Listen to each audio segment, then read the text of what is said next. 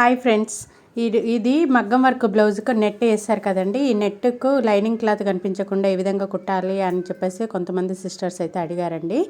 ఇది నేను వీడియో ఎలాగ షూట్ చేశానని అంతవరకే మీకు ఎడిటింగ్ చేసి అయితే పెడుతున్నాను. ఇప్పుడు మనకు అది మగ్గం వర్క్ అయితే ఎలా ఉందో ఆ లెవెల్గానే మనం ముందు అయితే చాక్ పీస్తో మార్క్ చేసుకోవాలండి. మనకు రివర్స్లో చేయితో తట్టితే మనకు తెలుస్తుంది.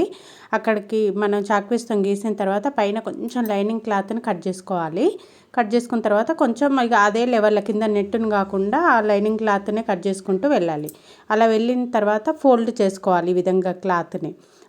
పైకి, కింది క్లాత్ కిందికి. అయితే మూలలు ఉన్న దగ్గర ఫోల్డ్ అవ్వదండి. చిన్న చిన్న కట్స్ ఇచ్చుకుంటూ మనం ఫోల్డింగ్ చేసుకుంటూ వెళ్ళాలి. అయితే ఇక్కడ మనకు మిషన్ కుట్టు అనేది రాదు, ఎందుకంటే వర్క్ ఉంది కాబట్టి సూదులు ఇరుగుతాయి.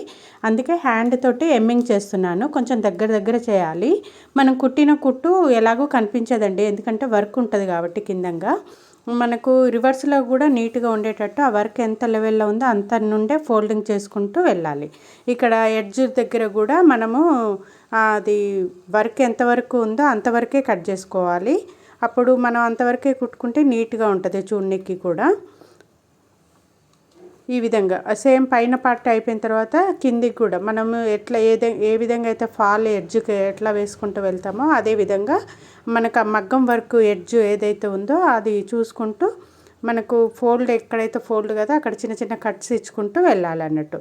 ఇంకో ఇలా కుట్టిన తర్వాత ఫైనల్ లుక్ అయితే ఇలా ఉంటుందండి. రివర్స్లో ఇలా ఉంటుంది.